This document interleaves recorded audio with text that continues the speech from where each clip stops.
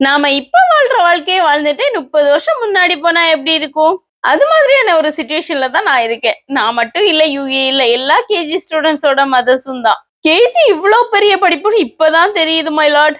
ஒரு நாளைக்கு முன்னாடியே மெட்டீரியல்ஸ் நீடட்னு பிளானர் வருது. எல்லாத்தையும் டைம் டேபிள் பார்த்து செட் பண்ணி வைக்கணும்.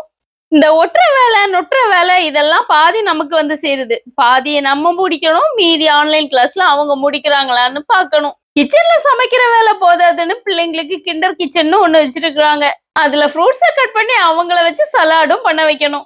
அது மட்டுமா எல்லாத்தையும் போட்டோ எடுத்து அப்பப்ப வாட்ஸ்அப்ல சென்ட் பண்ணணும். அவங்க எக்ஸசைஸ் பண்ணும்போது நம்ம கேமராவை செட் பண்ணி கொடுக்கணும். எல்லாம் சரி, ஆன்லைன் கிளாஸ்ல ஸ்கூல்ல டீச்சருக்கு பாதி சம்பளம் தான் சொல்ற மாதிரி மீதி சம்பளத்தை அப்படியே மதர்ஸுக்கும் தந்தா நல்லா இருக்கும். என்ன கொடுமை சார் இது. நம்ம இவ்வளவு கஷ்டப்பட்டாலுமே நம்ம பிள்ளைங்க நல்லா என்ஜாய் பண்ணி படிக்கத்தான் செய்றாங்க.